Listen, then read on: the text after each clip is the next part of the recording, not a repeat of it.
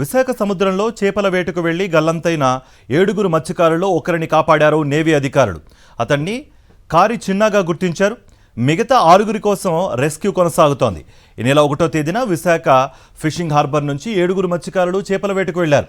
వారందరూ ఎంతకీ తిరిగి రాకపోవడం, ఫోన్లు కూడా స్విచ్ ఆఫ్ కావడంతో చేపల వేటకు వెళ్లిన వారు ఏమయ్యారోనని కుటుంబీకులు కంగారు పడుతున్నారు. సమాచారం అందుకున్న కోస్ట్ గార్డ్, మెరైన్ పోలీస్ బృందాలు హెలికాప్టర్ సాయంతో సముద్రంలో గాలింపు చర్యలు చేపట్టాయి. గల్లంతైన 7 కారి చిన్నాను కాపాడారు. మిగతా వారి ఆచూకీ కోసం రెస్క్యూ ఆపరేషన్ కొనసాగుతోంది. విశాఖ సముద్రంలో చేపల వేటకు వెళ్లి గల్లంతైన 7 మత్స్యకారుల్లో ఒకరిని కాపాడారు నేవీ అధికారులు. అతన్ని కారి చిన్నగా గుర్తించారు.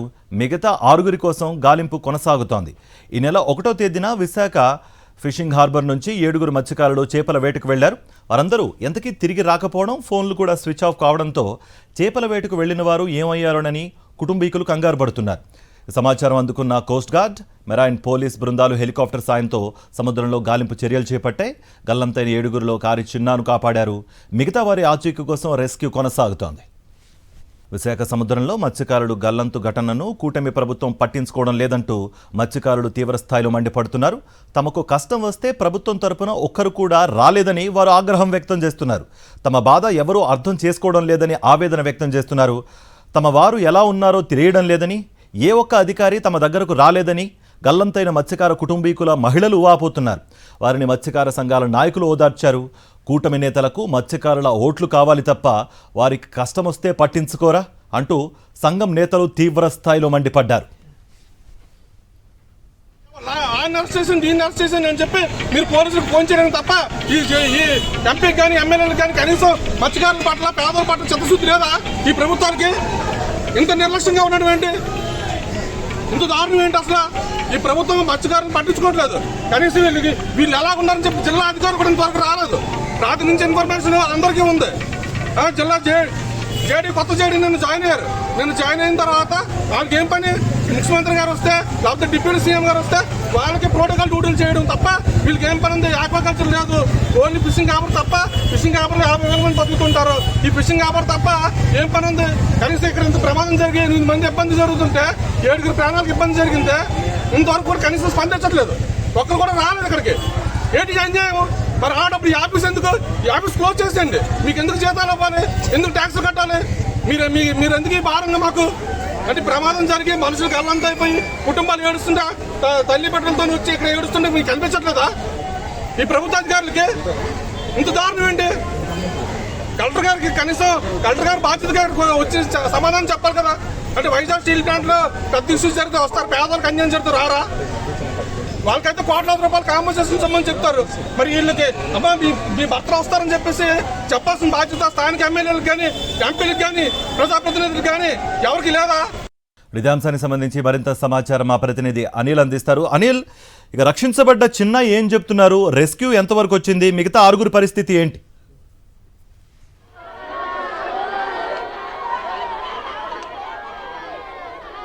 కార్తీక్, మత్స్యకారుల బాధిత కుటుంబాలు ఆవేదన చెందుతున్నాయి, రోదనలు మిన్నంటాయి. ప్రస్తుతం ప్రభుత్వం నుంచి, అధికారుల నుంచి ఎలాంటి స్పందన లేకపోవడంతో ఫిషరీస్ జేడీ కార్యాలయం ముందు మత్స్యకార బాధిత కుటుంబ సభ్యులందరూ కూడా ఇక్కడ బైఠాయించి రోధిస్తున్నటువంటి విజువల్స్ని సాక్షి టీవీ స్క్రీన్పై ఎక్స్క్లూజివ్గా మనం చూడొచ్చు. పూర్తిగా ఉదయం నుంచి ఇక్కడే ఉండి కన్నీరు మున్నీరుగా విలపిస్తున్న బాధిత కుటుంబ సభ్యులను కనీసం ఓదార్చేవారే కరువయ్యారు. ప్రభుత్వం నుంచి కానీ, అధికారుల నుంచి కానీ ఎటువంటి స్పందన లేదు.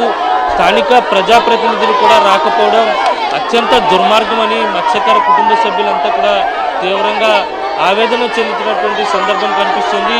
గాలింపు చర్యలు కోస్ట్ గార్డ్ చేస్తుంది. ఒక మత్స్యకారుడు కారి చిన్న అని బోటు డ్రైవర్ మత్స్యకారుడు చిక్కాడు. అతను ఆచూకీ లభ్యమైంది. అతన్ని కోస్ట్ గార్డ్ షిప్లో కూడా తరలించడం జరిగింది.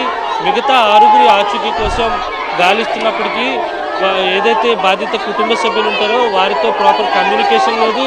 వారిని ఓదార్చేవారే కరువయ్యారు. కనీసం కుటుంబ సభ్యులు కూడా కనీసం ఇక్కడికి ఎవరు వచ్చి ఆ బాధిత కుటుంబ సభ్యులకు ఏమాత్రం ధైర్యం చెప్పకపోవడంతో అసలు గాలింపు చర్యలు ఏం జరుగుతున్నాయో చెప్పలేనటువంటి దుస్థితి నెలకొంది.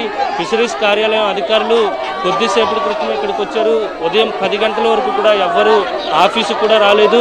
ఇంత పెద్ద విపత్తు సంభవించి 7 మత్స్యకారులు గల్లంతయ్యారనే సమాచారం ఉన్నప్పటికీ కూడా అధికారులు కానీ ప్రభుత్వం కానీ అత్యంత నిర్లక్ష్యంగా వ్యవహరిస్తుంది. మత్స్యకారులు అంటే ఈ ప్రభుత్వానికి అంత చులకనాన్ని కూడా ప్రశ్నిస్తున్నటువంటి పరిస్థితి ఉంది. మనం విజువల్స్లో చూడొచ్చు. కన్నీరు మున్నీరుగా బాధిత కుటుంబ సభ్యులంతా కూడా విలపిస్తూ ఉన్నారు. ఉదయం నుంచి వారికి ఎవ్వరూ కూడా ఏమాత్రం సాయం చేయకపోగా మేమున్నామని ప్రభుత్వం నుంచి ధైర్యం చెప్పేటువంటి వారు కూడా కరువయ్యారు. మత్స్యకార సంఘం నాయకులు కూడా ఇక్కడికి చేరుకుంటున్నారు. మాట్లాడదాం. ఎలా చూడాలండి ప్రభుత్వం స్పందన ఎలా ఉంది? ప్రజాప్రతినిధులు ఎవరైనా వచ్చారా? నిన్న జరిగిన ఇన్సిడెంట్ ఈ రోజు వరకు ఒక ప్రజాప్రతినిధి కూడా ఇక్కడికి రాలేదండి. కనీసం ప్రభుత్వ యంత్రాంగం కూడా పట్టించుకున్నట్టుగా లేదు.